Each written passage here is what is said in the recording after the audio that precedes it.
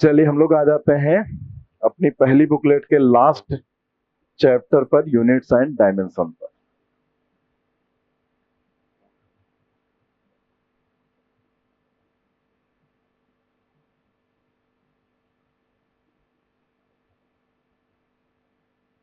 NEET 2024 में इस chapter से 2 क्वेश्चंस पूछे गए थे और दोनों ही आसान क्वेश्चंस थे। ठीक है, एक क्वेश्चन जो था वो पहले भी पूछा गया था, लेकिन वैसा ही बनाया गया, लेकिन उसी कॉन्सेप्ट का क्वेश्चन, लेकिन थोड़ा सा चेंज करके उन्होंने दिया था। इसलिए मैंने वो दोनों क्वेश्चन डाले हैं कि आप देख लो कि क्या है। ठीक है, यहाँ पर और दूसरी चीज, दूसरा एक क्वेश्चन पूछा गया था, वैसा क्वेश्चन तो इसमें कई कराए भी थे, सिमिलर टाइप का था, थोड़ा सा चेंज था, लेकिन टेस्ट जो हमने कराए थे उसमें वैसा ही डेटा का भी हमने सिमिलर कई बार क्वेश्चन पूछा। मतलब हमने उस तरह का क्वेश्चन 5-6 बार पूछा था आपके यहाँ, जब जब हमने जब टेस्ट लिए थे तो उसी टाइप का था। तो थोड़े बहुत वेरिएशन चलते हैं, लेकिन क्वेश्चन बिल्कुल आराम से करने लायक थे दोनों ही क्वेश्चन। एक थ्योरेटिकल था और एक थोड़ा सा सॉल्व करने वाला क्वेश्चन था। ठीक है, तो नीट 2024 में इस टॉपिक से पूछे गए थे 2 क्वेश्चन। हमने पहले बता दिया था कि इस पूरी बुकलेट से 3 क्वेश्चन हमेशा पूछे जा रहे हैं इधर। ठीक है, तो एक क्वेश्चन लीस्ट काउंट का आया था और 2 क्वेश्चन यूनिट एंड डायमेंशन के आए थे। तो इसमें कुछ बेसिक पॉइंट्स हैं, पहले हम लोग उनको देख लेते हैं। यूनिट एंड डायमेंशन में सबसे पहले तो ये समझ लो कि यूनिट और डायमेंशन इस चैप्टर में हम पढ़ने वाले क्या है। इस चैप्टर में ना तो हम यूनिट पढ़ने वाले हैं, ना ही डायमेंशन पढ़ने वाले हैं, क्योंकि दोनों चीजें हम पूरे फिजिक्स में पढ़ते हैं। तो सवाल ये उठता है कि चैप्टर में पढ़ेंगे क्या? तो यूनिट तो हम पूरी फिजिक्स में पढ़ोगे ना। हमें कोई बैठ के अभी हम वहां पर मॉडर्न फिजिक्स की या मैग्नेटिज्म की यूनिट थोड़े तुमको याद करवाएंगे, वो तो जब पढ़ेंगे वैसे याद हो जाएंगे। डायमेंशन भी हम लोग जगह जगह पर निकालते रहते हैं। तो हम लोग यहाँ पर पढ़ने वाले क्या हैं? हम लोग पढ़ने वाले हैं यूनिट और डायमेंशन में कैसे क्वेश्चंस बनते हैं। वो क्वेश्चंस हम लोगों को यहाँ पर देखने हैं, ना कि यूनिट और डायमेंशन। कुछ यूनिट्स की बात हम लोग कर लेंगे जो प्रैक्टिकल यूनिट्स होती हैं, जिनका यूजुअली हम लोग ऐसे नॉर्मल यूज नहीं करते हैं। ठीक है, तो उससे क्वेश्चन पूछा जा सकता है, तो उनको हम अभी आपको बता देंगे, स्टार्टिंग में लिख दी गई। बाकी हम लोग यहाँ पर देखने जा रहे हैं कि इस पर बेस्ड कैसे कैसे क्वेश्चंस बनते हैं। ठीक है, तो इसमें कुछ बेसिक डेफिनेशन है, जैसे यूनिट एंड डायमेंशन में फिजिकल क्वांटिटी, यूनिट क्या होता है, मेजरमेंट क्या होता है। तो फिजिकल क्वांटिटी कितने तरह की होते हैं? ये आंसर एकदम फिक्स है, ये आंसर एकदम फिक्स है। 17 साल में जब भी हमने पढ़ाया क्लास में, जब पूछा फिजिकल क्वांटिटी कितनी, सीधे आंसर आता है पहले 7। फिर थोड़ी देर बाद याद आता है नहीं 7 नहीं, क्या होती है 2। ठीक है, वो भी कुछ ही लोगों को याद आता है, कुछ लोगों को तो अब याद आया होगा और कुछ लोगों को अभी भी नहीं समझ में आ रहा होगा, 7 ही तो पढ़ाया था सर ने, 2 कहां से हो गए। हमने पूछा था फिजिकल क्वांटिटी और आपने आंसर क्या दिया? Fundamental quantity. फिजिकल और फंडामेंटल में अंतर है ना।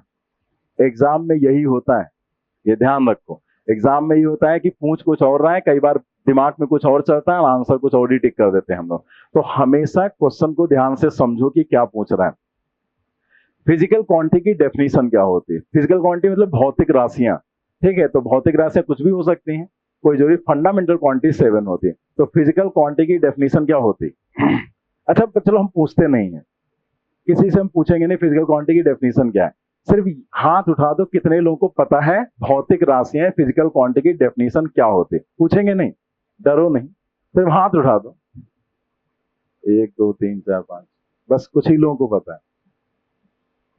यार मतलब फिजिक्स पढ़ रहे हो, फिजिकल क्वांटिटी की डेफिनेशन तुमको नहीं पता कि भौतिक राशियों की भौतिक, मतलब जैसे मान लिया आपका कोई छोटा भाई बहन है, आपके पास आ गया, उसने पूछा फिजिकल, भैया फिजिकल क्वांटिटी की डेफिनेशन बता दो क्या होती है। उसे कहोगे इधर आओ, ये छोटे मोटे क्वेश्चन हमसे मत पूछा कर, हमसे बड़े बड़े क्वेश्चन बड़े बड़े क्वेश्चन लेकर आओ, हम बताएंगे। भौतिक राशियां फिजिकल क्वांटिटी क्या है? जिनके टर्म्स में फिजिक्स के लॉज को, रूल्स को डिफाइन किया जाए और जिन्हें हम मेजर कर सकें। मतलब ये भी वहां पर डेफिनेशन में एक पॉइंट है कि जिन्हें हम मेजर कर सकें। मतलब ऐसे नहीं, जो मेजर नहीं कर सकते हैं उसको हम फिजिकल क्वांटिटी में शामिल नहीं कर सकते हैं। जैसे सुख है, दुख है, प्यार है। ठीक है, अब प्यार कोई फिजिकल क्वांटिटी तो बन नहीं सकती। नहीं, मेरी मम्मी मुझे 17 किलो प्यार करते हैं, ठीक है, that is not a physical quantity. तो जो चीज मेजर नहीं किया जा सकता है वो फिजिकल क्वांटिटी में शामिल नहीं किया जा सकता। तो मेजरमेंट उसका होना चाहिए। तो यही पहली डेफिनेशन है। बस ये नॉलेज के लिए पूछा जा सकता है, ठीक है, क्योंकि अब कुछ भी पूछा जा सकता है, तो इसलिए आपको आना सब कुछ चाहिए। क्या पूछा जाएगा ये ऊपर वाला ही जानते हैं। फिजिकल क्वांटिटी है all quantities in terms of which laws of physics can be expressed and which can be measured are called physical quantities. For example length, mass, acceleration, force etcetera. ठीक है, ये सब क्या है? Physical quantity. तो चाहे length लो, मास लो, acceleration, force, जितनी भी क्वांटिटीज हैं जो फिजिक्स में हम पढ़ते हैं वो सब क्या है? फिजिकल क्वांटिटीज हैं। तो उन्हीं की यहाँ पर बात की जा रही है। अच्छा, यूनिट क्या है? यूनिट का मतलब होता है कि आप कोई भी चीज मेजर करेंगे, ठीक है, जैसे मान लिया लेंथ मेजर करना, मास मेजर करना, एक्सलेशन, तो उसी टाइप की एक क्वांटिटी को बना लिया गया उस चीज को मेजर करने के लिए। जैसे लेंथ मेजर करना है, तो लेंथ मेजर करने के लिए हम लोग क्या करें? लेंथ जैसी कोई क्वांटिटी हम वहां पर लेंगे और उसी से हम लोग वो मेजरमेंट करेंगे। मास है तो ऐसी क्वांटिटीज है जिनको कैसे हैंडल किया जाए, कैसे इजी रहता है हमारे लिए, ठीक है। अब जैसे आप अगर मार्केट में कपड़ा लेने जाओ तो वो मीटर में नाप के देता है ना, 2 मीटर, 4 मीटर, 10 मीटर, ठीक है। और अगर मार्केट में आलू लेने जाओ तो किलो में देगा। ये थोड़ा भैया 2 मीटर आलू दे देना, ठीक है, वो भी तो वो भगा देगा, ठीक है। 2 रुपए देकर के जाओ, आगे समोसा खा लेना जाके, छोटा वाला मिलता है 2 रुपए। तो प्रॉब्लम ये है कि जैसी क्वांटिटी है वैसा ही हमारे पास स्केल होना चाहिए। हम उसको मेजर कैसे करें? तो जैसी क्वांटिटी होती उसी टाइप की कुछ स्टैंडर्ड डेवलप कर लिए गए। हालांकि उन स्टैंडर्ड की डेफिनेशन आपको याद नहीं करनी। जैसे आपने देखा होगा एनसीईआरटी में भी लिखा है, 9th-10th लेवल में भी लिखा रहता है, लेकिन आप एनसीईआरटी में ही नीचे देखेंगे तो एक शॉर्ट में लिख दिया गया है कि इन डेफिनेशंस को याद करने की कोई जरूरत नहीं है, ठीक है। इनसे क्वेश्चंस नहीं पूछे जाएंगे, वो बस आपके नॉलेज के लिए बता दी जा रही है, ठीक है। तो उसी टाइप की क्वांटिटीज को हम लोग चूज कर लेते हैं। लेंथ के हिसाब से लेंथ का एक स्टैंडर्ड मान लिया गया, मास के लिए मास का एक स्टैंडर्ड मान लिया गया। जैसे लेंथ का स्टैंडर्ड पूरे वर्ल्ड में क्या यूज होता है? 1 मीटर। आप कहीं भी चले जाओ 1 मीटर ही तो एसआई सिस्टम में है, ठीक है, तो वही यूज होगा। मास के लिए क्या यूज होगा? 1 किलोग्राम यूज होगा। तो वो स्टैंडर्ड मान लिए गए और पूरे वर्ल्ड की इकोनॉमी उसी पर डिपेंड करती है। इसलिए आपको ये मानना पड़ेगा, आप अपना कोई मेजरमेंट नहीं बना सकते हैं, ठीक है। ये थोड़े कि मार्केट में गए, भैया कपड़ा कितने का? 250 रुपए मीटर। कहा लो 4 मीटर दे दो, लेकिन मीटर ये हमारा वाला यूज कर लो, ठीक है। तो तुम्हारा मीटर यूज नहीं करेगा, क्योंकि जिस मीटर से उसने खरीदा है उसी मीटर से वो मेजर करके देगा, ठीक है। तो ये सभी को मानना पड़ेगा जो स्टैंडर्ड बनाए गए हैं। ये भी लिखा हुआ है कि इन स्टैंडर्ड्स में से अगर कोई भी प्रॉब्लम आती है कभी, ठीक है, या कोई वेरिएशन पाया जाता है, तो उस वेरिएशन को मार्क करके एक नई डेफिनेशन बनाई जाएगी या नए तरीके से उसका यूज किया जाएगा। लेकिन जब तक उसमें कोई वेरिएशन नहीं है तब तक उसी को वहां पर माना जाएगा, ठीक है। जैसे स्पीड ऑफ लाइट है, तो स्पीड ऑफ लाइट में कोई वेरिएशन तो होगा नहीं, ठीक है। तो स्पीड ऑफ लाइट जो है वही ली जाएगी। जैसे स्पीड ऑफ लाइट क्या रहती है? 3 × 10⁸ अप्रोक्सीमेट वैल्यू है। वैल्यू ये होती है 299792458 मीटर पर सेकेंड। ये वैल्यू होती है स्पीड ऑफ लाइट की एक्चुअल। तो स्पीड ऑफ लाइट अगर वैक्यूम में ये है तो यही है, उसको आप पकड़ के चेंज नहीं कर सकते हैं। वैक्यूम में जो स्पीड है वो है। तो अगर इतने मीटर पर सेकेंड, तो इसको लेकर अगर हम कोई भी यूनिट बनाते हैं, कोई भी स्टैंडर्ड डेवलप करते हैं, तो उस स्टैंडर्ड में किसी तरह का कोई वेरिएशन नहीं होगा। हम किसी को भी बताएंगे तो इसी स्टैंडर्ड को वो मेजर कर लेगा या मानेगा, ठीक है। अब अगर speed of light in vacuum कुछ चेंज हो गई, ठीक है, तो वो चेंज सबको मानना पड़ेगा ना, ठीक है, सबको वो चीज एक्सेप्ट करनी पड़ेगी। तो वैसे ही जो भी मेजरमेंट है वो एक पर्टिकुलर टाइप के डेफिनेशंस बनाएगा। अब उसमें हम लोग डिटेल में नहीं जाएंगे कि किसका क्या डेफिनेशन है, क्यों है, क्योंकि उसकी रिक्वायरमेंट हमारे लिए नहीं है। क्योंकि हमने आपको पहले बताया था हम लोग क्या पढ़ रहे हैं, फिजिक्स फॉर नीड। अगर रिक्वायरमेंट होती, उससे क्वेश्चन पूछे जाते तो हम उसके डिटेल में घुसते। तो हमने ऐसे बस आपको रफली थोड़ा सा बता दिया। इसी के अप्रोक्सीमेट वैल्यू को हम लोग क्या लिखते हैं? 3 × 10⁸ मीटर पर सेकेंड, ठीक है। तो सिंपल सा पॉइंट क्या है? In order to measure a physical quantity, we assume a certain magnitude of this quantity. जैसे लेंथ मेजर करना है तो उसी का कुछ मैग्नीट्यूड हम एक स्टैंडर्ड की तरह यूज करते हैं। Quantity as a standard and call it unit of that quantity. ठीक है, बस ऐसे एक बार डेफिनेशंस पढ़ लेते हैं, क्योंकि हम लोग फिजिक्स पढ़ रहे हैं तो थोड़ा बहुत आइडिया होना चाहिए कि फिजिकल क्वांटिटी क्या है, यूनिट क्या है। जैसे कैरेक्टरिस्टिक ऑफ फिजिकल स्टैंडर्ड क्या होता है, सबसे पहले तो वेल डिफाइंड होना चाहिए, मतलब उसमें कोई कंफ्यूजन नहीं होना चाहिए। दूसरा पॉइंट क्या है, इनवेरिएबिलिटी या कॉन्स्टेंसी, मतलब वो इनवेरिएंट, मतलब वेरिएशन उसमें ना हो, पता लगा आज कुछ और है कल कुछ और हो गया, ठीक है, ये नहीं होना चाहिए। एक्सेसिबिलिटी या इजी अवेलेबिलिटी, इजिली अवेलेबल हो, ठीक है। रिप्रोड्यूसिबिलिटी, रिप्रोड्यूस हम कर सकें, जैसे आप देखो आपको लेंथ मेजर करना है या मास मेजर करना है या टाइम मेजर करना है, घड़ी आप सबके पास रहती है, लेंथ मेजर करना मीटर, ठीक है, उसका यूज कर लेते हैं, इजिली अवेलेबल है, रिप्रोड्यूस भी कर सकते हैं। जैसे आप इलेक्ट्रिसिटी की दुकान पे जाओ, जितने लोग आज तक इलेक्ट्रिक की दुकान पे गए होंगे और कहा होगा भैया हमको वायर दे दो 10 मीटर, वो हमेशा, मतलब मैंने तो आज तक कोई नहीं देखा कि किसी ने मीटर से नापा हो, उसके काउंटर में निशान बना होता है, बस वो उसी से 10 मीटर नाप के दे देता है। तो क्या है, उसने रिप्रोड्यूस कर लिया, उसने एक बार कभी मीटर लिया होगा और अपने काउंटर पे उसने निशान लगा लिया, बस उसी से नाप नाप के दे देता है वो। कबाड़ी वाला, कबाड़ी वाले घर आते हैं, उनका एक तो तराजू बड़ा अजीब गरीब होता है, ठीक है, वो अलग ही वेल्डिंग वेल्डिंग करके बनवाते हैं एकदम, वो 1 किलो में 1.5 किलो तोल लेते हैं, ठीक है, ये चीज देखी हमने, खुद एक्सपीरियंस किया है, वो अलग चीज है। लेकिन उनको तौलना तो बहुत हैवी रहता है, लेकिन वो कभी भी 1 किलो या 1.5 किलो से ज्यादा, 2 किलो से ज्यादा लाते नहीं है, ठीक है। वो जो वेट होता है वो क्या करेंगे, आप ही का पेपर उठाएंगे, एक तरफ रखेंगे और एक तरफ अपना किलो रखेंगे, फिर वो अजीब टाइप का वेल्डिंग किया हुआ जो तराजू होता है उसको ऐसे करके नाप लेंगे, फिर उसको उठा के इधर रखेंगे, भैया अब 2 किलो बन गया। तो उन्होंने क्या किया, 1 किलो का पहले उन्होंने उधर मेजर किया और उसको इधर रख दिया, 2 किलो बन गया, मतलब क्या है, रिप्रोड्यूस कर लिया। तो रिप्रोड्यूसिबिलिटी और कन्वीनियंट इन यूज, यूज में भी आसान है, ऐसा नहीं कि पता लगा नापने के लिए हमको एक्सपर्ट बुलाना पड़े कि भाई यहाँ से यहाँ तक की दूरी नापना है तो उसके लिए भी एक्सपर्ट आएंगे नापने। तो ये उसकी कैरेक्टरिस्टिक्स होनी चाहिए जो फिजिकल स्टैंडर्ड माना गया। मेजरमेंट क्या है, जैसे आपसे कोई पूछे भी आप मेजरमेंट करते हैं तो आप क्या करते हो, जैसे आप कोई चीज नापते हो, कोई चीज तौलते हो, तो आप क्या करते हो, तो हमें क्या पता क्या करते हैं, बस हम नाप लेते हैं, तौल लेते हैं। मेजरमेंट क्या है, मेजरमेंट क्या है, किसी भी वैल्यू को, किसी भी चीज को जब आप मेजर करते हैं तो उसकी स्टैंडर्ड से उसको कंपेयर करते हैं। जैसे आपको लेंथ मेजर करना है कोई रॉड की, तो अगर इस रॉड की लेंथ मेजर करना मान लिया 10 मीटर है, आपने नापा तो आपने लिखा 10 मीटर, तो इसका मतलब क्या हुआ, 10 × 1 मीटर, यही तो इसका मतलब हुआ कि आपने जो स्टैंडर्ड लिया है उसको 10 बार आपने इसको कंपेयर किया, तो ये कितना हो गया, 10 मीटर। तो वो कंपेरिजन ही होता है उसके स्टैंडर्ड से। The measurement of a physical quantity is a comparison of the quantity with its unit, उसकी यूनिट से कंपेरिजन को ही हम मेजरमेंट बोलते हैं। To express the measurement of any physical quantity we require two thing, कोई भी मेजरमेंट रिप्रेजेंट करने के लिए, जैसे आपने 10 मीटर लिखा, आपको दो चीजों की जरूरत पड़ी, न्यूमेरिकल वैल्यू और यूनिट। इसी को क्या बोलते हैं, मैग्नीट्यूड। पहले लेक्चर में पूछा था हमने, कई लोगों ने गलत जवाब दिया था जब पूछा गया था 10 किलोग्राम में मैग्नीट्यूड क्या है, आपने बताया था 10, हमने समझाया था ना 10 इज नॉट मैग्नीट्यूड, पूरा 10 किलोग्राम मैग्नीट्यूड होता है। मैग्नीट्यूड में दो चीजें शामिल होती है, न्यूमेरिकल वैल्यू है यूनिट। तो किसी भी मेजरमेंट को एक्सप्रेस करने के लिए हमें दो चीजों की जरूरत है, first is the unit and second is the numerical value, ठीक है। इसी को हम मेजर या मैग्नीट्यूड बोलते हैं।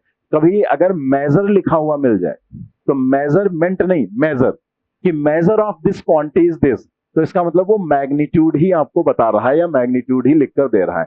तो मेजर बोलो या आप मैग्नीट्यूड बोलो ऑफ द फिजिकल क्वांटिटी, ठीक है।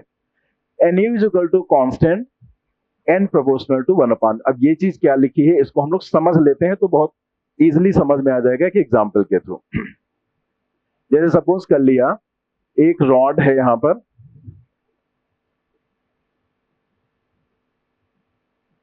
एक ये रॉड है जिसकी लेंथ है 1 मीटर, ठीक है, 1 मीटर की एक रॉड है। तो अब अगर हम यहां पर 1 मीटर को सेंटीमीटर में कन्वर्ट करें तो क्या हो जाएगा, 100 सेंटीमीटर। और 100 सेंटीमीटर को अगर मिलीमीटर में कन्वर्ट करें तो 1000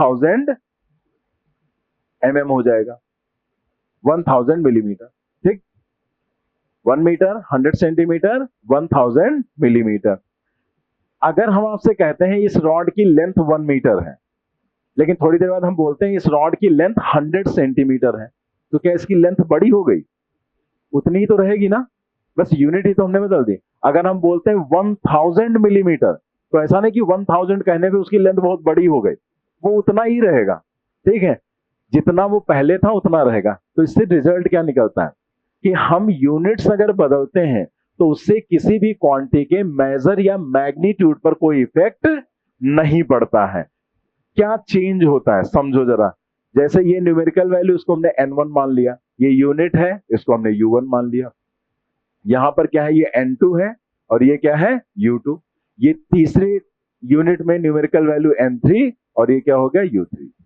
लेकिन देखा जाए तो है तो सब बराबर ही, यानी कि n1 u1, n2 u2 और n3 u3। मतलब जब हम यूनिट बदल रहे हैं तो न्यूमेरिकल वैल्यू भी बदल जा रही है, लेकिन पूरी वैल्यू पर कोई इफेक्ट नहीं पड़ रहा है। यही तो इसका मतलब हुआ, पूरी वैल्यू तो नहीं चेंज हो रही। ऐसा नहीं कि हमने यूनिट सेंटीमीटर कर दी, ये 100 हो गया तो इसकी वैल्यू बदल गई, वैल्यू उतनी रही, मतलब मैग्नीट्यूड अफेक्ट नहीं होता है। तो इस जब हम ऐसे कोई चीज लिखते हैं, जैसे P1 V1 बराबर P2 V2 लिखते हैं, तो हम लिखते हैं ना PV is equal to constant. तो वैसे हम यहां लिख सकते हैं N1 U1 N2 U2 N3 U3 अगर बराबर है तो हम लिख सकते हैं NU is equal to constant. और NU is equal to constant का मतलब हम लिख सकते हैं N inversely proportional to U। ठीक है, अब ये पॉइंट आपको समझ में आ जाएगा।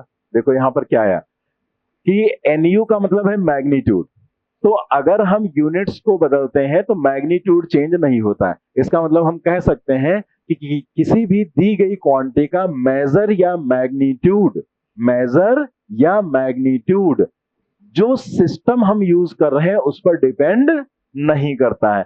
चाहे हम SI सिस्टम यूज करें, चाहे हम CGS सिस्टम यूज करें या कोई और सिस्टम यूज करें हम, ठीक है, मेजर या मैग्नीट्यूड सिस्टम ऑफ यूनिट्स पर डिपेंड नहीं करता। तो इस बात को ध्यान रखना, ये बहुत ही इंपॉर्टेंट पॉइंट है। ठीक है, ये स्टेटमेंट में यूज हो सकता है कि ये स्टेटमेंट रॉन्ग है या ये स्टेटमेंट करेक्ट है। Measure of a physical quantity never depends on the system of units use. ठीक है, दूसरा पॉइंट क्या है कि अगर हम यूनिट चेंज करते हैं तो न्यूमेरिकल वैल्यू चेंज होगी। अगर हम बड़ी यूनिट यूज करेंगे न्यूमेरिकल वैल्यू छोटी होगी, अगर हम छोटी यूनिट यूज करेंगे न्यूमेरिकल वैल्यू बड़ी होगी। आप खुद देखो, मिलीमीटर सबसे छोटा होता है, तो जब सबसे छोटी यूनिट यूज किया तो न्यूमेरिकल वैल्यू सबसे ज्यादा आ रही है इसके हिसाब से, ठीक है। और जब हमने सेंटीमीटर थोड़ा सा बड़ा होता है, ठीक है, तो न्यूमेरिकल वैल्यू थोड़ा छोटी हो गई। और मीटर सबसे बड़ी यूनिट होती है, जैसे पूरा मीटर है, अगर हम इसके सेंटीमीटर की बात करें तो सेंटीमीटर इतना होगा, और मिलीमीटर की बात करें तो और छोटा होगा। तो जितनी छोटी यूनिट यूज करोगे उतनी न्यूमेरिकल वैल्यू बड़ी, और जितनी बड़ी यूनिट यूज करोगे उतनी ही न्यूमेरिकल वैल्यू छोटी रहती है। यानी कि numerical value is inversely proportional to unit. ठीक है, तो आप इस चीज को वहां पर जगह होगी, थोड़ा सा ये जो लिखा हुआ है ना इसके बाद जगह छूटी है, तो वहीं पर आप लिख लो इस चीज को कि कन्वर्जन ऑफ यूनिट में ये चीज यूज होगी, जो हम लोग आगे पढ़ेंगे। तो यहां तक की सारी बातें क्लियर हो गई ना। नेक्स्ट हम लोग आगे देखते हैं।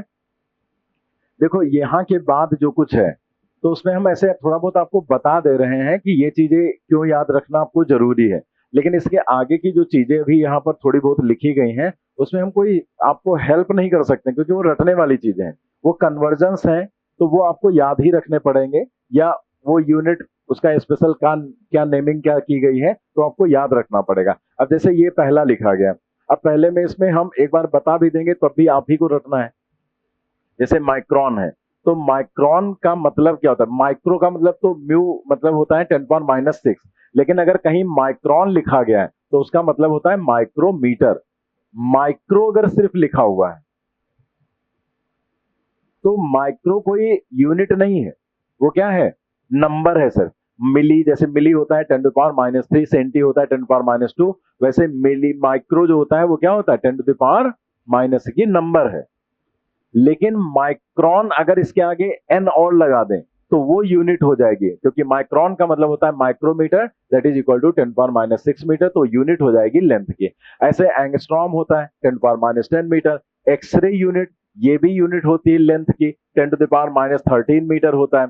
फर्मी या फेम्टोमीटर जिसको बोलते हैं, तो जैसे बहुत छोटी वैल्यूज नापने, जैसे न्यूक्लियर रेडियाई नापना है तो न्यूक्लियर रेडियस, आप सोचो न्यूक्लियस कितना छोटा होता है, यहाँ पता नहीं कितने सारे एटम टहल रहे हैं लेकिन हमें कोई नहीं दिख रहा है, तो सोचो न्यूक्लियस का साइज क्या होगा, हम देख ही नहीं सकते हैं। तो उसे मेजर करना है तो उसे मीटर में मेजर नहीं किया जाता, उसे कैसे मेजर करेंगे हम लोग, फर्मी में। ठीक है, ये क्या होता है, छोटी यूनिट, जैसे बहुत छोटी चीज है उसके लिए छोटी यूनिट कन्वीनियंट रहती है, बहुत बड़ी चीजें हैं तो उसके लिए बड़ी यूनिट बनाना ज्यादा इजी रहता है, मतलब कन्वीनियंट रहता है कि उसमें हम उस चीजों को बताएं। जैसे हॉर्स पावर है, तो जैसे आपने देखा होगा जो मोटर वगैरह होते हैं उनकी जो हम लोग पावर देते हैं हॉर्स पावर में देते हैं, ठीक है, और 1 हॉर्स पावर 746 वाट के बराबर होता है।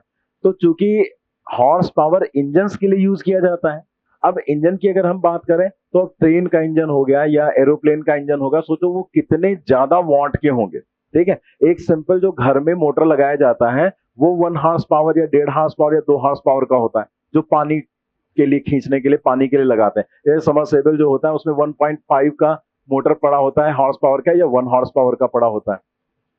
तो सोचो उतना छोटा सा मोटर 1 हॉर्स पावर का है, 746 वाट का, तो एरोप्लेन का इंजन कितने हॉर्स पावर का होगा। तो उस चीज को अगर हम बहुत छोटी यूनिट में मेजर करेंगे तो यूनिट छोटी होगी तो न्यूमेरिकल वैल्यू बहुत बड़ी हो जाएगी, जिसको बताना समझाना थोड़ा इनकन्वीनियंट हो जाता है, इसलिए बड़ी यूनिट्स को यूज किया जाता है। तो ये चीज ध्यान रखना। अब इसमें इंपॉर्टेंट पॉइंट क्या है कि 1 फर्मी 10⁻15 मीटर होता है, ये पूछे जाने के चांसेस कम है या ये यूज होने के चांसेस कम है। ठीक है, लेकिन ये चीज पूछी जा सकती है कि फर्मी किसके लिए यूज करते हैं, या न्यूक्लियर क्रॉस सेक्शन जो होता है उसकी रेडियस को मेजर करने के लिए हम कौन सी यूनिट का यूज करते हैं।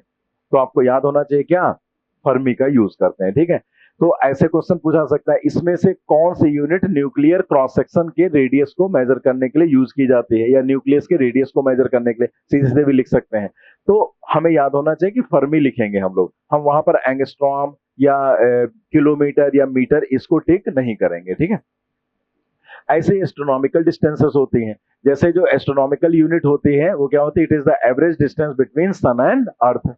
1 एस्ट्रोनॉमिकल यूनिट 1.5 10⁻11 के बराबर होते हैं। तो ये बहुत ही रेयर है कि आपसे पूछा जाए इसका कन्वर्जन, मतलब बहुत ही रेयर है कि आपसे ये पूछा जाए कि 1 एस्ट्रोनॉमिकल यूनिट की वैल्यू क्या होती है, क्योंकि नॉर्मली इतना सब याद रख पाना पॉसिबल नहीं होता है। और इसीलिए आप देखो कि जब क्वेश्चन पेपर जब पेपर होता है उसमें जो कॉन्स्टेंट्स है उनकी नॉर्मली वैल्यू दे देते हैं ना, कई बार तो ग्रेविटेशनल कांस्टेंट तक की वैल्यू दे देते हैं, 1.45 साले नॉट की वैल्यू भी दे देते हैं, जबकि वो चीजें तो बहुत यूजुअल हमें याद रहती हैं।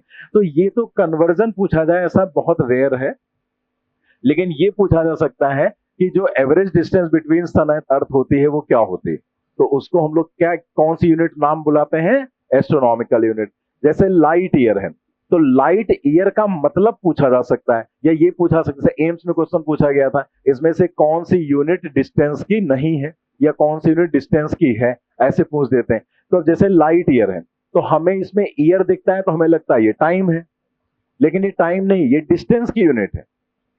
क्या लिखा हुआ है, यूनिट्स ऑफ लेंथ।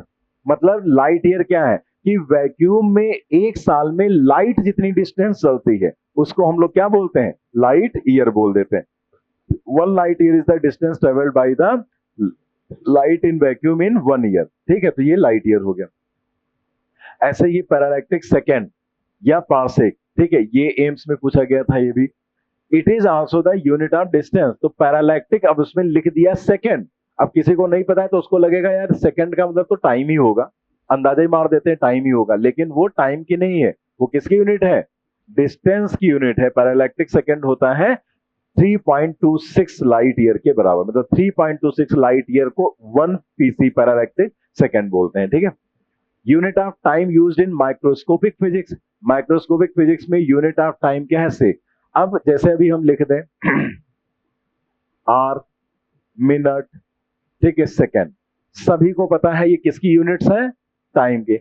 लेकिन अगर हम यहां पर ये ना लिखकर ये लिख दें, अब अगर आपको याद है, पता है, कभी आपने पढ़ा है तभी बता पाओगे, वरना जान ही नहीं पाओगे ये किसकी यूनिट है। ठीक है, जैसे अगर हमने लिख दिया मीटर स्क्वायर तो तुरंत समझ गए किसकी यूनिट है, एरिया की। एरिया की यूनिट होती है ना मीटर स्क्वायर। लेकिन अगर हमने लिख दिया बार्न, अब आपको अगर ये चीज पता है कि ये एरिया की यूनिट है तभी बता पाओगे, वरना कंफ्यूज हो जाओगे कि बाण किसकी यूनिट है, ठीक है। तो आपको ये चीजें याद करनी पड़ेंगी। तो ऐसे क्वेश्चंस बनाए जा सकते हैं, या मैचिंग में दिया जा सकता है। एक तरफ उसने क्वांटिटीज दे दी, दूसरी तरफ उनकी यूनिट दे दी, ठीक है। अब उसने कह दिया इसको आप मैच कराओ चीजों को। तो अब एरिया का यूनिट, मान लिया उसने एक तरफ बाण लिख दिया, सेक लिख दिया, फर्मी लिख दिया। अब एरिया को किससे मैच कराओगे आप? बाण से तो मैच कराओगे, ठीक है। टाइम को किससे मैच कराओगे? सेक से मैच कराओगे। तो ऐसे क्वेश्चंस बनाए जा सकते हैं। तो ये चीज तुम्हें थोड़ा सा ध्यान रखनी। वही लिख दिया गया, 1 चंद्रशेखर लिमिट जैसे रहता है, ये 1.4 टाइम्स मास ऑफ सन रहता है for measuring very small area. देखो बहुत छोटे एरिया, जैसे again nuclear cross section, the unit used is barn, where 1 barn is 10 to power minus 28 metre square, for example nuclear cross section. तो nuclear cross section या nucleus के radius को measure करने के लिए हम यूज करते हैं फर्मी, लेकिन उसके एरिया को मेजर करने के लिए क्या यूज करते हैं? बार्न यूज करते हैं, ठीक है। तो ये थोड़ा सा हमें बस याद रखना है कि कैसे क्वेश्चन पूछे जा सकते हैं, वो मैंने आपको बता दिया। ऐसे प्रेशर के लिए लिख दिया गया, प्रेशर की जो एसआई यूनिट होती है वो पास्कल होती, जो कि 1 न्यूटन पर मीटर स्क्वायर होता है। लेकिन उसकी एक बड़ी यूनिट होती है और एक स्मॉलर यूनिट होती है। बड़ी यूनिट होती है बार, स्मॉलर यूनिट होती है टॉर, जो साइंस में जो साइंटिस्ट यूज करते हैं। लेकिन हम लोग ये जैसे बिगर यूनिट स्मॉलर यूनिट पूछा जाता है, तो ये जो साइंटिस्ट यूज करते हैं ये वो यूनिट्स हैं। लेकिन एक प्रैक्टिकल यूनिट और यूज की जाती है, एटमॉस्फेयर। उसको इसमें शामिल नहीं किया। एटमॉस्फेयर अलग चीज है, एटमॉस्फेयर है वो भी प्रेशर की यूनिट। वो 1 एटमॉस्फेयर 1.01 10⁵ पास्कल होता है, या 76 सेंटीमीटर ऑफ एचजी, या 760 मिलीमीटर ऑफ एचजी, ठीक है।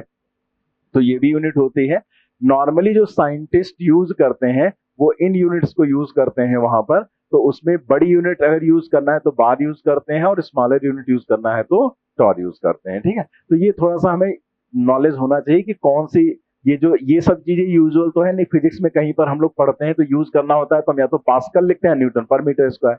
अब मान लिया उसने पूछ दिया बड़ी यूनिट इसमें प्रेशर की कौन सी है, छोटी यूनिट कौन सी है, तो ये थोड़ा सा आपको रखने पड़ेंगे चीजें, ठीक है। तो ये स्टार्टिंग का जो ये पार्ट है, इससे कैसे क्वेश्चन बनाए जा सकते हैं वो हमने आपको बता दिया। मैचिंग में हो सकता है या स्टेटमेंट में दिया जा सकता है, तो वो थोड़ा आप याद रखना। कन्वर्जन पर बहुत फोकस करने की जरूरत नहीं है कि इसकी ये वैल्यू होती है, ठीक है। वो पूछे जाने के चांसेस बहुत रेयर है, ठीक है। अब हम लोग आ जाते हैं यहां से मेन फिजिकल क्वांटिटी। जैसे भी आपसे पूछा गया था तो आपने जवाब दिया था कई लोगों ने 7, लेकिन 7 नहीं होती। फिजिकल क्वांटिटी का मतलब भौतिक राशियां। तो फिजिकल क्वांटिटीज होती हैं दो तरह की, बेस और फंडामेंटल क्वांटिटीज, और दूसरी है डेराइव्ड क्वांटिटीज। बेस या मूल भौतिक राशियां जिसको हम लोग बोलते हैं वो होती हैं 7, mass, length, time, temperature, luminous intensity, electric current and amount of substance. ये 7 फंडामेंटल क्वांटिटीज हैं। इसके अलावा जितनी भी फिजिकल क्वांटिटीज हैं वो सब क्या कहलाती हैं? डेराइव, क्योंकि उनको इन्हीं फंडामेंटल क्वांटिटीज से डेराइव किया जा सकता है, ठीक है। इसीलिए उनको हम लोग बोलते हैं derive quantities. All physical quantities other than base quantities are called derive quantities, for example velocity, acceleration, force etcetera, ठीक है। आगे देखते हैं, यहां पर ये थोड़ा सिंबल्स बना दिए गए हैं। फंडामेंटल क्वांटिटीज वही 7 है, और एसआई यूनिट तो वो भी हम लोग को एसआई यूनिट इनकी पता ही है, नॉर्मल जो यूज करते हैं हम लोग। ये जैसे ल्यूमिनेस इंटेंसिटी है, ये हम लोग के यूज में नहीं आता, ये पहले एआईपीएमटी के सिलेबस में था, ठीक है। फोटोमेट्री एक टॉपिक था, सीपीएमटी वगैरह जब होता था, बाद में वो टॉपिक हटा दिया गया था, तो ये उसी में ज्यादातर वो चीजें आती थी, ठीक है। तो बस हमें पता होना चाहिए, बाकी उसका यूज तो नहीं होगा फिजिक्स में। Mass, length, time, temperature, luminous intensity, electric current, amount of substance. तो ये किलोग्राम, लेंथ जो है मीटर में हो गया, टाइम सेकेंड में, और टेम्परेचर की एसआई यूनिट क्या होती? तो सेल्सियस मत लिख देना कभी। सेल्सियस यूनिट प्रैक्टिकल यूनिट है, यूज की जाती है, बट एसआई यूनिट केल्विन होती है। ऐसे ही ल्यूमिनेस इंटेंसिटी जो है वो कैंडेला, इलेक्ट्रिक करंट एम्पियर, और अमाउंट ऑफ सब्सटेंस मोल होता है, ठीक है। स्पेलिंग वैसे मोल की ये होती है, लेकिन सिंबल वाइज MOL ही सिर्फ यूज किया जाता है। इनके जो डायमेंशनल सिंबल हैं वो ये यूज किए जाते हैं, ठीक है। डायमेंशनल सिंबल MLT, थीटा और K, CD, A और म्यू और मोल, ठीक है। तो देखो यहाँ पर हमने थीटा और के 2 सिंबल्स बना दिए, यहाँ पर हमने म्यू और MOL बना दिया, 2 सिंबल्स बना दिए। लेकिन अगर आप एनसीईआरटी में देखोगे तो एनसीईआरटी में यही 2 सिंबल्स यूज किए गए हैं। एनसीईआरटी में ये वाला सिंबल यूज किया गया है टेम्परेचर के लिए और ये वाला सिंबल यूज किया गया है मोल के लिए, ठीक है। लेकिन कुछ बुक्स में के की जगह थीटा और मोल की जगह म्यू भी यूज कर लेते हैं, तो उसमें कोई प्रॉब्लम की बात नहीं है, इसलिए मैंने दोनों चीजें बता दी। लेकिन एनसीईआरटी में अगर आप डायमेंशंस जहां भी देखोगे तो के यूज करेंगे या फिर एमओएल यूज करेंगे, ठीक है।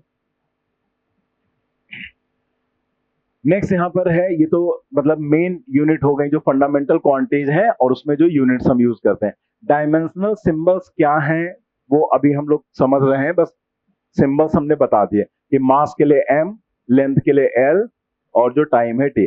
बाद में इस पे थोड़ा सा कुछ पॉइंट है वो हम आपको बाद में बताएंगे। तो अभी तो सिर्फ हमें याद रखने हैं कि कौन कौन से सिंबल यूज करते हैं, ठीक है। तो ये तो बहुत यूजुअल है, कोई बहुत बड़ी चीज तो है नहीं, सिंबल्स बस याद रखने हमें। नेक्स्ट देखते हैं, दो सप्लीमेंट्री यूनिट्स यूज की जाती हैं, मतलब कुछ क्वांटिटीज ऐसी हैं जिन्हें डिफाइन करने के लिए हमें इनका यूज करना पड़ता है। अब जैसे मान लिया एंगुलर डिस्प्लेसमेंट है, तो डिस्प्लेसमेंट अगर मेजर करना है या डिस्टेंस मेजर करना है तब तो लेंथ काम आ जाता है लेकिन अगर एंगुलर डिस्प्लेसमेंट मेजर करना है तो इसमें ऐसी कोई यूनिट नहीं है जो एंगुलर डिस्प्लेसमेंट को मेजर कर सके, तो उसके लिए सप्लीमेंट्री दो यूनिट्स की जरूरत पड़ी, उनको अलग रखा गया है फंडामेंटल से। सप्लीमेंट्री यूनिट क्या क्या यूज की गई, रेडियन और स्टेरेडियन। रेडियन जो है it is the unit of plane angle और जो स्टेरेडियन है वो सॉलिड एंगल की यूनिट होती है। अब ये प्लेन एंगल सॉलिड एंगल क्या है, सिंपली जब हम ऐसे दो लाइंस खींचते हैं और उनके बीच में एक एंगल बनता है, मतलब एक लाइन ऐसे है और दूसरी एक पर्टिकुलर एंगल पर है, तो मान ले 30 डिग्री पर है, ठीक है। तो ये जो 30 डिग्री है या इसको हम पाई में लिखें, तो ये कन्वर्जन वगैरह हम आगे आपको मैथ में पढ़ाएंगे सब, तो इसको हम लोग लिखते हैं π/6, ठीक है। तो ये जो एंगल बनता है इसी को हम प्लेन एंगल बोलते हैं, ठीक है। क्या बोलेंगे, प्लेन एंगल, जो नॉर्मली हम यूज करते हैं। सॉलिड एंगल ये होता है, तो पहले प्लेन एंगल वाला हम लोग देख लें। प्लेन एंगल में ऐसे ही बस आपको ड्रॉ करके दिखा दिया गया कि कोई पार्टिकल ऐसे जा रहा है, तो यहां से यहां तक ये जो डिस्टेंस है इसको हम आर्क बोलते हैं, आर्क, ठीक है, आर्क। और ये जो है ये रेडियस है और ये क्या है, एंगल है, ठीक है। एंगल, रेडियस और आर्क, ठीक है। तो यहां पर हमें रिलेशन पता है, angle is equal to arc by radius, Hindi में बोलते हैं कोण बराबर चाप बटे त्रिज्या, ठीक है। तो ये जो यहां पर है इसका यूज पूरे फिजिक्स में बहुत होता है, ठीक है, बहुत जगह पर होगा ये वाला, angle is equal to arc by radius, ठीक है। तो ये सिंपल रिलेशन है, हमें पता भी है और याद रखना है हमें, क्योंकि बहुत छोटे लेवल पर 9th 10th में भी 7th 8th में भी बता दिया जाता है कि angle is equal to arc by radius होता है। जो सॉलिड एंगल है ये सिर्फ आप रट लो, ठीक है, बहुत ज्यादा इसके डिस्कशन पे हम नहीं जाएंगे। क्यों, क्योंकि हम लोग के सिलेबस में जितना कुछ है, फिजिक्स का जो सिलेबस हमारा है उसमें सॉलिड एंगल की रिक्वायरमेंट नहीं पड़ती है कहीं पर भी। लेकिन ये क्यों पढ़ाया जा रहा है, क्योंकि ये एनसीईआरटी में दिया गया है और सप्लीमेंट्री यूनिट है, तो हमें पता होना चाहिए। हाँ, इसका यूज हमारे लेवल में नहीं है, ये इसका भी यूज फोटोमेट्री में काफी होता था, लेकिन फोटोमेट्री हमारे सिलेबस से बाहर। इसी पर तो क्वेश्चन पूछा गया, 23 में भी पूछा गया था, 24 में भी पूछा गया, ठीक है। तो यूनिट्स पर कैसे क्वेश्चन पूछा गया था अभी हम लोग देख लेंगे। Steradian, it is the unit of solid angle. अब सॉलिड एंगल क्या है, ये जैसे इस तरह से अगर कहीं पर जैसे मान लिया ऐसे कोई स्फीयर है, सर्किल नहीं है, स्फीयर है, तो इसका हम छोटा सा पार्ट ऐसे ले लें, एरिया उसका ले लिया हमने, ठीक है। अब इस एरिया के हर एक पॉइंट को अगर हम सेंटर से मिलाएं, सारे पॉइंट्स को, जितने भी पॉइंट है ऐसे हम सेंटर से उसको मिलाएं, ठीक है, तो ये कोन जैसा बन जाएगा ना। एक कोन तो सभी को पता है, जो आइसक्रीम खाते हैं कोन में, ठीक है, तो वैसे समझ लो कि इस तरह से कोन जैसा बन जाएगा। तो इस तरह से जो कोन जैसा बनता है ऐसे करके, तो इसका जो ये एंगल दिखता है, मतलब आप ऐसे समझ लो कि ये जो पार्ट दिखता है इसी को नाम दिया गया सॉलिड एंगल। तो इसको एक क्वांटिटी, एक सप्लीमेंट्री यूनिट डिफाइन की गई। अब इसका पर्पस क्या है, जैसे पर्पस तो बहुत सारे यूज है, लेकिन हम एक थोड़ा सा यूज समझाते हैं। जैसे अगर आप सोचो कि ये जो एंगल है ओमेगा, इसको कहा गया सॉलिड एंगल, और ये इतने एरिया को मिलाकर बनाया गया, मतलब इतने एरिया को जो हमने यहां सेंटर से मिलाया, तो यहां पर ये एक एंगल बन रहा है जिसको हमने नाम दे दिया सॉलिड एंगल, मतलब उस क्वांटिटी को समझ लो नाम दे दिया गया सॉलिड एंगल। तो ये है क्या, ये आर डिस्टेंस हो गया और ये एरिया हो गया, ठीक है। इसके बीच जो रिलेशन है वो ये omega delta A upon R square. ठीक, अब जैसे कभी आपने अंधेरे कमरे में टॉर्च जलाया होगा, ठीक है, तो जब हम टॉर्च जलाते हैं और किसी वॉल पर मारते हैं तो हमें एक सर्किल दिखता है वहां पर, ठीक है, एक एरिया दिखता है। और अगर अंधेरा एकदम कमरा है तो जब हम टॉर्च जलाते हैं तो उसके अगर फोकस को देखो तो वो फोकस ऐसे ही तो होता है, ऐसे। तो अगर आप टॉर्च को वॉल के नजदीक ले जाते हैं तो क्या होता है, एरिया बड़ा हो जाता है कि छोटा हो जाता है, और अगर दूर ले जाते हैं बड़ा हो जाता है एरिया, ठीक है। तो अगर आप यहां पर देखो तो उस एरिया को पता करना है, लेकिन क्या आप जब टॉर्च जलाते हैं, जैसे मान लिया आपकी टॉर्च है, तो आप जब जलाते हैं तो टॉर्च की लंबाई या उसका लेंस या उसका बल्ब वो तो कुछ चेंज नहीं होता है, बस आप उसकी डिस्टेंस को दूर कर रहे हैं या नजदीक कर रहे हैं, ठीक है। तो इसका मतलब आप सिर्फ आर को बदल रहे हैं। तो अगर हम ये कह दें कि ये यहां से ये फोकस है टॉर्च का, ठीक है, तो ये चीज तो फिक्स ही रहेगी ना। अगर हम इन दोनों लाइंस को बढ़ाते चले जाएं तो क्या इस पर कोई इफेक्ट पड़ेगा? ये तो एंगल में भी होता है। जैसे अगर आप सोचो ये 30 डिग्री है, अगर हम इस लाइन को और ज्यादा बढ़ा दें, और ज्यादा बढ़ा दें, तो क्या ये एंगल 60 हो गया? 30 या 30 चाहे जितना बढ़ाते चले जाओ एंगल थोड़ा बदल जाएगा, वो तो क्योंकि आपने वो चीज बदली नहीं उसके बीच का। तो वही यहां पर सॉलिड एंगल में चेंज नहीं होगा। इसका मतलब क्या हुआ कि अगर हम यहां से डेल्टा ए लिखें तो हम ओमेगा आर स्क्वायर लिख सकते हैं। मतलब अगर ये क्वांटिटी हमें पहले से पता है तो हम ये बता सकते हैं कि अगर इतनी डिस्टेंस पर हम टॉर्च को रखेंगे तो वो जाकर कितना एरिया कवर करेगा। आर इतना है तो ए कितना होगा, तो जितना ज्यादा आर होगा उतना ज्यादा वो एरिया कवर करेगा। इसीलिए जब हम उस टॉर्च को वॉल से दूर ले जाते हैं तो फोकस बढ़ जाता है एरिया, और जब नजदीक ले जाते हैं आर की वैल्यू कम कर दी, एरिया कम हो गया, ठीक है। तो ये एक सिंपल से ऐसे आपको हमने एक यूज बता दिया कि किस पर्पस के लिए उसको बनाया गया, लेकिन बहुत डिटेल में इसलिए नहीं जाएंगे क्योंकि हमारे सिलेबस में जितने टॉपिक हैं जो भी है उसमें इसका यूज नहीं होना है। तो हम लोग बस याद रखेंगे it is the unit of solid angle, omega होता है delta A upon R square. और ये कैसे डिफाइन किया जाता है, एक एरिया लेकर उसको हमने यहां मिलाया तो जो ये कोन टाइप का बन रहा है इसी एंगल को नाम दे दिया गया सॉलिड एंगल, ठीक है। एंगल और सॉलिड एंगल ये दोनों ही डायमेंशनलेस है, एंगल की कोई डायमेंशन नहीं होती, इसीलिए इसको यहां से अलग किया गया। ये मेन क्वांटिटीज हो गई जो फिजिकल क्वांटिटीज हैं जिनके डायमेंशनल सिंबल हैं, लेकिन ये दो सप्लीमेंट्री यूनिट्स हैं, मतलब सिर्फ यूनिट के फॉर्म में यूज की जाएंगे लेकिन इनकी कोई डायमेंशन नहीं होगी, ठीक है। तो यहां पर जस्ट ये यूनिट है रेडियन और ये यूनिट है स्टेरेडियन। यहां ये एस आर सिंबल लिखा गया है, मतलब ये स्टेरेडियन में एस आर होगा और ये रेडियन हो जाएगा, ठीक है। अब हम लोग देखते हैं dimensions of a physical quantity. किसी भी फिजिकल क्वांटिटी की डायमेंशन का क्या मतलब होता है। तो एक्चुअल में ये हुआ कि ये कॉन्सेप्ट क्यों बनाया गया, ठीक है, मतलब इसे डायमेंशन सिंबल का कॉन्सेप्ट क्यों बनाया गया इस तरीके का। तो उसके लिए क्या होता है कि जैसे कुछ लोग अलग अलग टाइप की यूनिट्स यूज करते हैं। जैसे मान लिया हम बात करते हैं फोर्स की, ठीक है, तो फोर्स में जब हम लोग फोर्स की बात करते हैं तो उसकी जो यूनिट होती है वो न्यूटन होती है, ठीक है। लेकिन न्यूटन ना लिखकर अगर हम एसआई सिस्टम में लिखें तो एम इंटू ए होता है ना, फोर्स मास इंटू एक्सलेशन। तो मास का मतलब हो गया किलोग्राम, ठीक है, एक्सलेशन का मतलब हो गया मीटर पर सेकेंड स्क्वायर, ठीक है। अब किसी ने किलोग्राम मीटर पर सेकेंड स्क्वायर यूज किया, वो भी फोर्स लिख रहा है। किसी ने क्या किया, उसने कहा हम ये यूनिट यूज नहीं करेंगे, हम यूज करेंगे ग्राम, ठीक है, और सेंटीमीटर और सेकेंड स्क्वायर, उसने कहा हम ये यूज करेंगे, ठीक है। तो कोई ये यूज कर रहा है, कोई ये यूज कर रहा है, ठीक है। हो सकता है कोई फुट पाउंड वाला सिस्टम यूज करने लगे, ठीक है, एफपीएस सिस्टम जो होता है तो वो यूज करने लगे। तो अलग अलग सिस्टम यूज कर रहे हैं लेकिन बता तो आप एक ही क्वांटिटी रहे हो।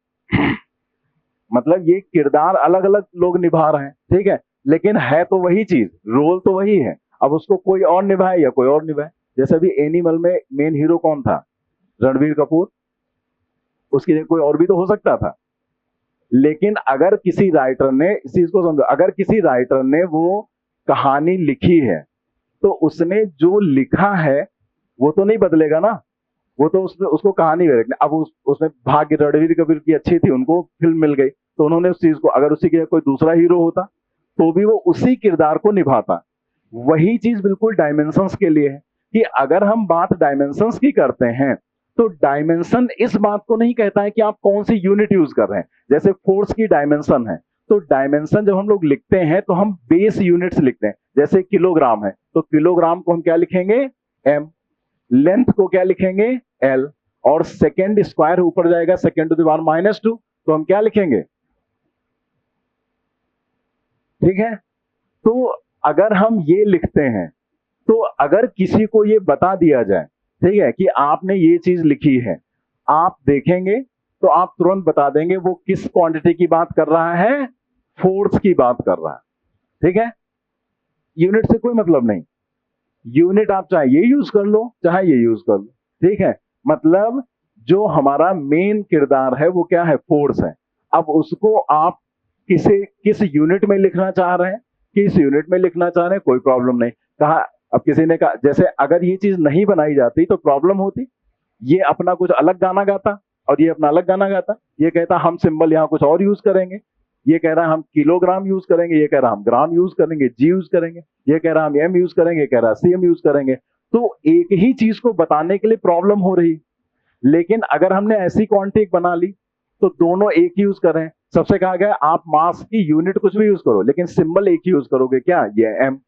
लेंथ की यूनिट कुछ भी यूज करो लेकिन सिंबल क्या यूज करोगे, L. Time T to the power -2 मतलब टी ही यूज करोगे, ठीक है। तो इसलिए डायमेंशन का कॉन्सेप्ट बनाया गया कि हम एक ही क्वांटिटी को सिंपल वे में बता सकते हैं कि ये क्वांटिटी क्या है, ml T to the power -2। बाकी यूनिट आपको जो भी यूज करना है वो आप अपने सुविधा के हिसाब से यूज कर सकते हैं, ठीक है। तो डायमेंशंस एक तरह से किसी फिजिकल क्वांटिटी का रिप्रेजेंटेशन है। हम बेस क्वांटिटी के टर्म में उसको रिप्रेजेंट करना चाहते हैं कि ये क्वांटिटी किन बेस क्वांटिटीज पर डिपेंड कर रही है, हमें सिर्फ ये बताना है। अगर हम ऐसे बताने लगे तो ये कुछ अलग बताएगा, ये कुछ अलग कहानी बताएगा, ये अलग सिंबल यूज करेगा, ये अलग यूज करेगा। लेकिन हमें तो सिर्फ इतना बताना था कि ये क्वांटिटी किन बेस क्वांटिटीज पर डिपेंड कर रही है। तो वो बेस क्वांटिटीज क्या है, एम है, एल है, टी है। मतलब फोर्स किस पर डिपेंड करेगा, मास पर, लेंथ पर और टाइम पर डिपेंड करेगा, बस, और किसी चीज पर नहीं। अब ये चीज चाहे ये बताए चाहे ये बताए, बताएगा दोनों एक एक पॉइंट, ठीक है। एक बात तो ये होगी। दूसरी चीज, अब प्रॉब्लम एक और आई, ठीक है, कि भाई ये जो यूनिट्स हैं इसमें ये पावर्स लगाई जाती है, तो मेन जो डायमेंशंस होती हैं वो इसकी पावर्स को ही हम बोलते हैं, ठीक है। मतलब बेस क्वांटिटीज पर लगाई गई पावर्स को ही हम डायमेंशंस बोलते हैं। क्यों, जैसे अगर हम सिर्फ एम, एल और टी रख दें, ठीक है, हमने कह दिया ये फोर्स है, फिर हमने MLT रख दिया, हमने कहा आप बताओ ये क्या है, तो आप जो है इसमें कंफ्यूज हो रहे हैं क्योंकि दोनों एक ही जैसे दिख रहे हैं। तो इनके ऊपर जो पावर्स लगाई जाती हैं वही आपको बताती हैं कि एक्चुअल में ये क्वांटिटी क्या है और ये क्वांटिटी क्या है। तो जैसे अगर हम इसके ऊपर पावर लगा दिया -2, अब आप तुरंत समझ गए ये फोर्स है। अगर हमने ml² T-2 कर दिया तो आप समझ गए कि ये वर्क या एनर्जी की डायमेंशन होगी, ठीक है। तो मतलब ये यहाँ पर डायमेंशंस में जो बेस क्वांटिटीज हैं उनके ऊपर लगाई गई पावर्स को ही हम डायमेंशंस बोलते हैं। तो जरा डेफिनेशन देखते हैं। Dimensions of a physical quantity are the powers. Dimensions क्या है, of a physical quantity are the powers raised on the base quantities to represent the given physical quantity. दी गई फिजिकल क्वांटिटी को रिप्रेजेंट करने के लिए हम बेस क्वांटिटीज के ऊपर जो पावर्स लगाते हैं उन्हीं को हम क्या बोलते हैं, डायमेंशंस बोल देते हैं, ठीक है। बात समझ में आ गई, ठीक है। डेफिनेशंस है, बस थोड़ा सा समझते चलेंगे हर पॉइंट को। अब जैसे फिर भी कुछ लोग हो सकता है ऐसे भी हो जिनको डायमेंशन निकालना ही ना होता आता हो सकता है उन्होंने कोविड पीरियड में पढ़ाई की हो, ठीक है, जब बिना किसी एग्जाम के ही पास हो गए थे हम लोग, ठीक है। तो अगर ऐसी कोई कंडीशन है तो मैं ऐसे बता देता हूं कि डायमेंशंस कैसे निकालते हैं। डायमेंशंस में कुछ करना नहीं रहता है, बस जस्ट फार्मूला तुम्हें पता होना चाहिए उस क्वांटिटी का। जैसे मान लिया वेलोसिटी है, ठीक है, बस ऐसे देख लो एक बार जल्दी से। वेलोसिटी है तो वेलोसिटी को हम लोग क्या लिखते हैं, डिस्प्लेसमेंट डिवाइडेड बाई टाइम। मतलब ये अभी हम एग्जैक्ट नहीं पढ़ा रहे हैं आपको, बस हम ऐसे थोड़ा सा डायमेंशंस बता रहे हैं, ठीक है। बाकी वेलोसिटी, एवरेज वेलोसिटी क्या है वो सब आगे पढ़ेंगे। डिस्प्लेसमेंट अपॉन टाइम, फार्मूला अगर पता है तो डिस्प्लेसमेंट को कैसे मेजर करोगे, एल से। और टाइम को मेजर करोगे टी से, तो इसकी जो डायमेंशन हो गई वो एल टी माइनस वन हो। टी ऊपर ले गए, क्या हो गया, माइनस वन। अगर हम इसी तरह से मान लिया एरिया है, ठीक है, अब एरिया को हम लिखते हैं लेंथ इंटू विड्थ, ठीक है। तो अगर हम एरिया की डायमेंशन लिखेंगे, डायमेंशन के लिए ऐसे दिखाने के लिए पूरा लिखना ना पड़े सेंटेंस, तो हम लोग ऐसे ब्रैकेट बना देते हैं ये, ठीक है। लेकिन इसका क्या मतलब है वो भी हम आपको बता देंगे, बस ये डायमेंशन का सिंबल है कि अगर ब्रैकेट बना दिया तो हम लिख रहे हैं डायमेंशन ऑफ एरिया। तो लेंथ हो चाहे विड्थ हो, नापोगे तो मीटर में ही, और उसने पहले बता दिया कि मीटर लिखना है तो आपको एल ही रखना है इंटू एल, तो ये क्या हो जाएगा, एल स्क्वायर हो गया, ठीक है। अगर एक्सलेशन जिसको बोलते हैं त्वरण, तो एक्सलेशन को हम लोग कहते हैं delta we divided by delta T. तो वैसे ही हम लोग यहाँ पर जैसे एक्सलेशन की बात करें तो एक्सलेशन जो है उसको हम लोग क्या लिखते हैं, delta we divided by delta T, ठीक है, मतलब rate of change of velocity, तो इसे हम लोग लिखते हैं। अब जैसे यहाँ पर एक चीज और ध्यान देना कि डेल्टा वी जो है, तो डेल्टा वी का मतलब वेलोसिटी में चेंज, तो जब हम बात चेंज की करते हैं तो उसकी यूनिट नहीं बदलेगी। जैसे ऐसे नहीं कि अगर हम v2 माइनस v1 कर रहे हैं चेंज इन वेलोसिटी, तो ये मीटर पर सेकेंड है माइनस मीटर पर सेकेंड, दोनों कैंसिल हो गए, बराबर हो गया जीरो, तो नंबर भी जीरो ही हो जाएगा तुम्हारा, नंबर जीरो भी नहीं होगा, माइनस में चला जाएगा। अगर इस कॉन्सेप्ट को लगाएंगे तो मीटर पर सेकेंड अगर हम सब्ट्रैक्ट करेंगे तो ये कटेगा नहीं, ठीक है। तो ये चीज समझो कि ये क्वेश्चन में यूज होगा कि आप अगर चेंज इन वेलोसिटी निकालते हैं तो हम यहां पर बात न्यूमेरिकल वैल्यू की नहीं कर रहे हैं, हम बात किसकी कर रहे हैं, यूनिट की, ठीक है, यूनिट या डायमेंशन की। तो अगर मीटर पर सेकेंड में से मीटर पर सेकेंड घटाएंगे तो मीटर पर सेकेंड ही तो होगा, मतलब वेलोसिटी में से वेलोसिटी घटाओगे तो मास थोड़े मिलेगा, वेलोसिटी मिलेगी। टाइम में से टाइम घटाओगे तो टाइम ही मिलेगा, ठीक है। किलोग्राम में से किलोग्राम घटाओगे या मास में से मास घटाओगे तो मास ही मिलेगा, या जोड़ोगे, ऐड भी किया जा सकता है, सब्ट्रैक्ट भी। तो ऐड या सब्ट्रैक्ट करने पर यूनिट में चेंज नहीं होगा, यानी कि डेल्टा वी की जो यूनिट है वो मीटर पर सेकेंड ही रहेगी, और अगर यूनिट मीटर पर सेकेंड है तो उसकी dimension L T minus one ही रहेगी, यानी कि डायमेंशन नहीं बदलेगी। तो चाहे वेलोसिटी की डायमेंशन हो चाहे चेंज इन वेलोसिटी की डायमेंशन हो, क्या होगी, एल टी माइनस वन, और टाइम हो चाहे चेंज इन टाइम हो, डायमेंशन क्या होगी, टी, तो ये हो जाएगा एल टी माइनस टू, ठीक है, यही यहां पर रहेगा। तो आप यहां पर डायमेंशन निकालना समझ गए कि फार्मूला पता है तो डायमेंशन आप निकाल सकते हैं आराम से।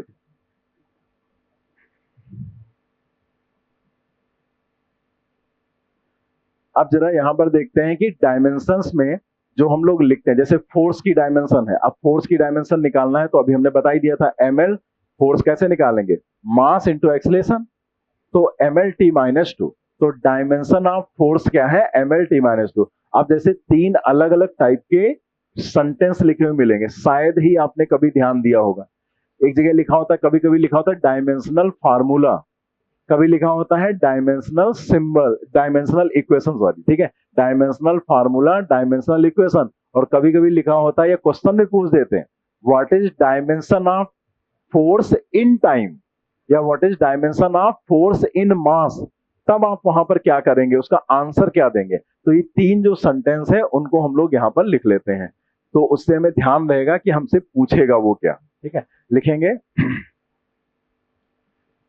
यहीं पर। जैसे हम फोर्स का भी बताया था तो फोर्स का ही एग्जाम्पल हम लेकर यहां पर आपको बता दे रहे हैं, ठीक है। तो जो ये जगह छूटी है इसमें हम लोग लिख लेंगे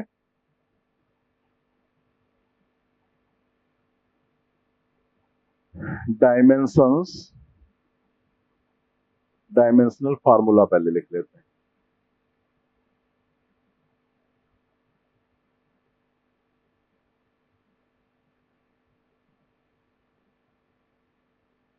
डायमेंशनल फार्मूला ऑफ फोर्स, तो वो हो जाएगा M L T minus to.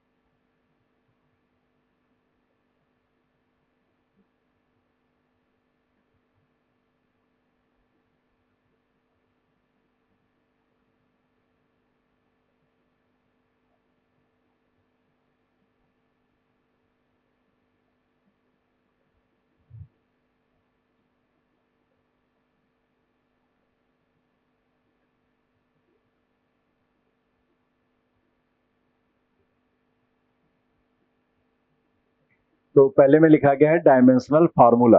अगर फार्मूला सिर्फ लिखा जाता है तो उसका मतलब mlt-2 बस ऐसे बॉक्स में ऐसे ब्रैकेट में बना देंगे, लिख देंगे, ठीक है।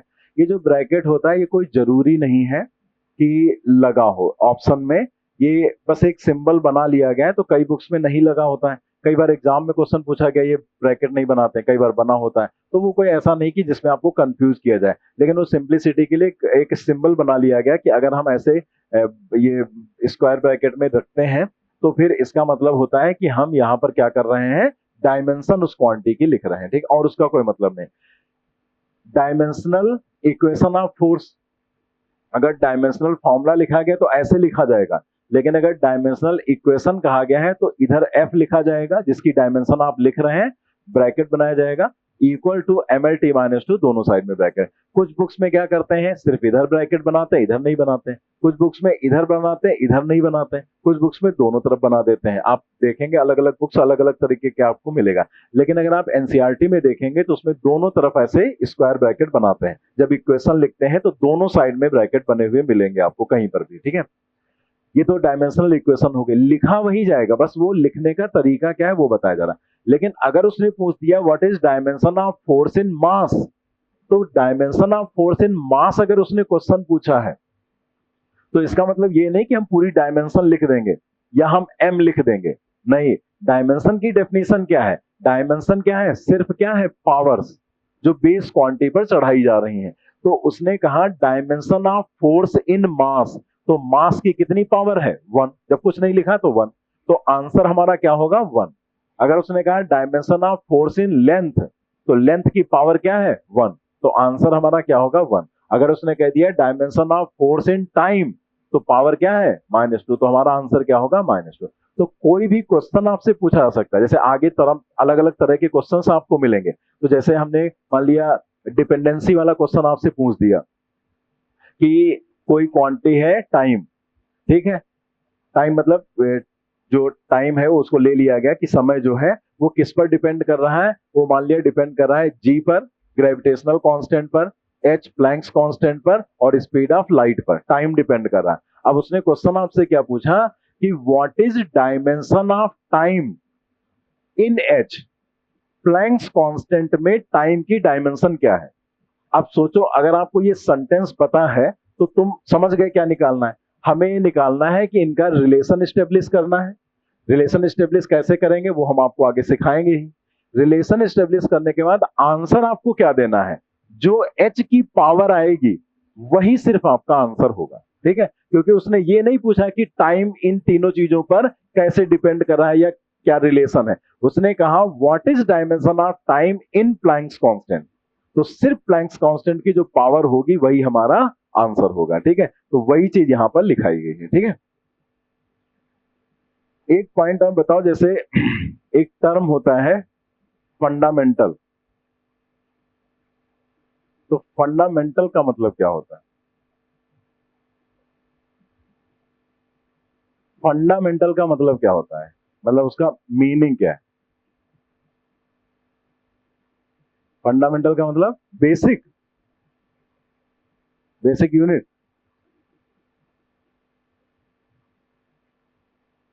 मतलब इतने दिन से पढ़ रहे हो फंडामेंटल नहीं पता क्या होता है, हाँ, small,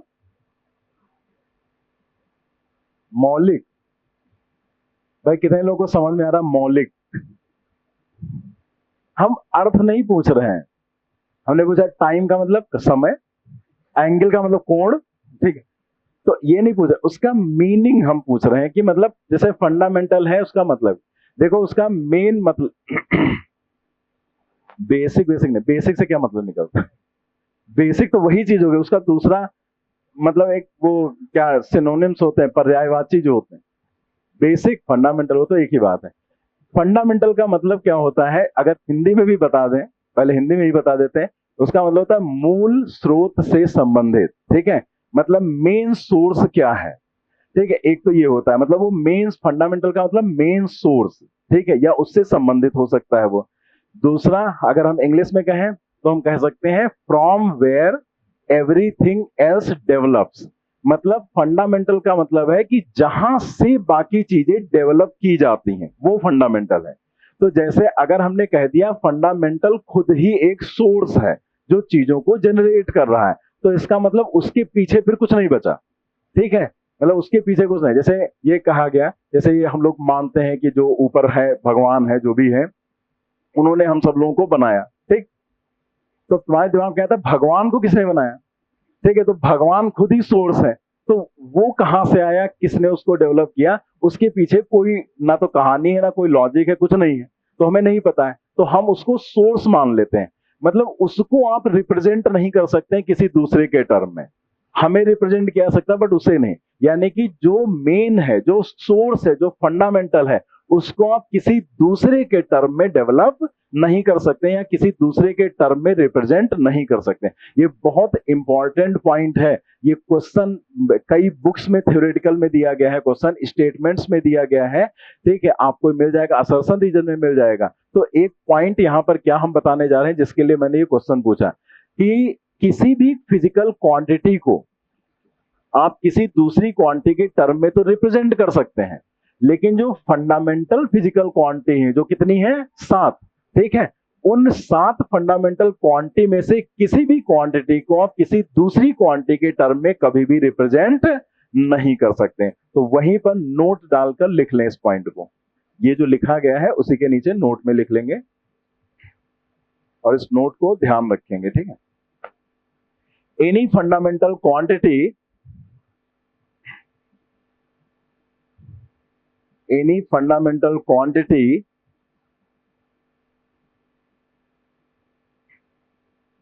can never be represented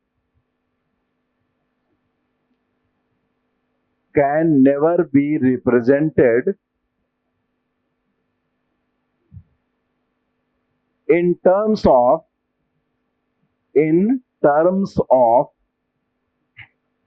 any other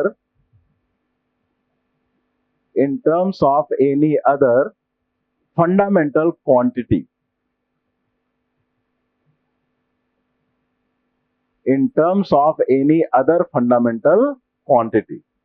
ठीक है, इस सेंटेंस को ध्यान से समझना, कई बार घुमा फिरा के क्वेश्चन पूछ दिए जाते हैं। तो हमने जो भी बताया वो हमने क्या बताया आपको कि जो ये फंडामेंटल क्वांटिटीज हैं, जैसे आप सोचो हम मीटर को किलोग्राम में रिप्रेजेंट कर दें, किलोग्राम, सेकंड और केल्विन के फॉर्म में रिप्रेजेंट कर दें, क्या कर पाओगे?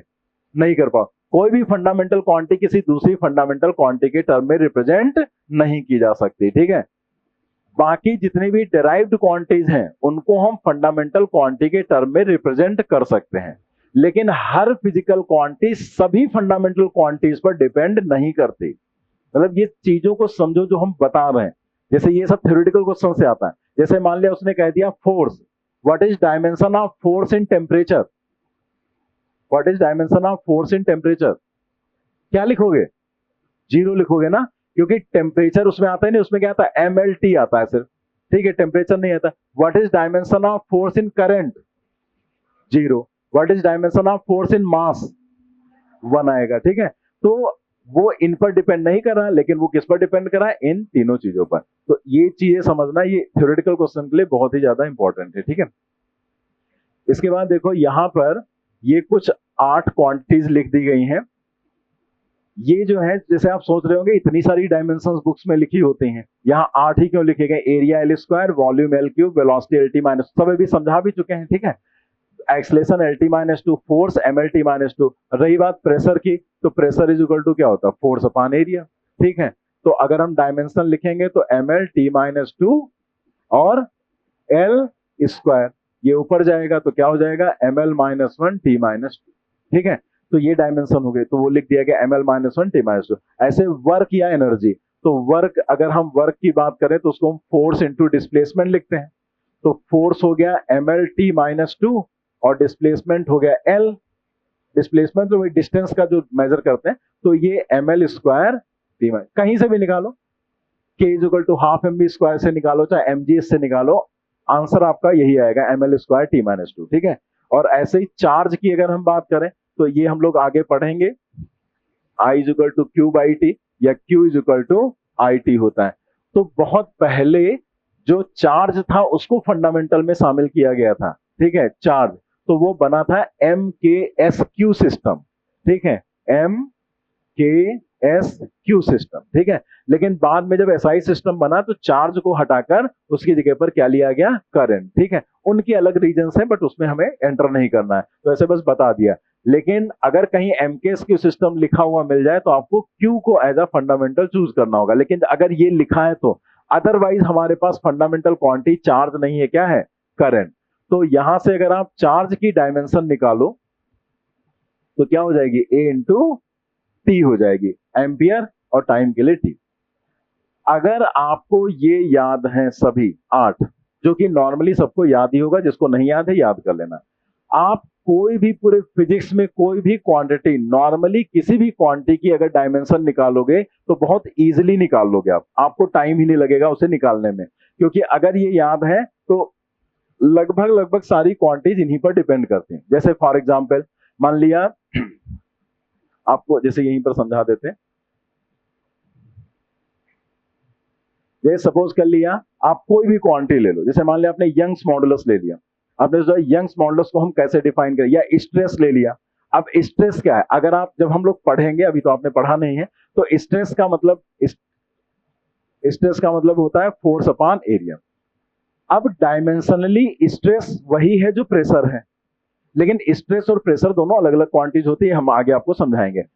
लेकिन डायमेंशन वाइज तो वही है ना, फोर्स अपॉन एरिया, और फोर्स अपॉन एरिया का मतलब प्रेशर।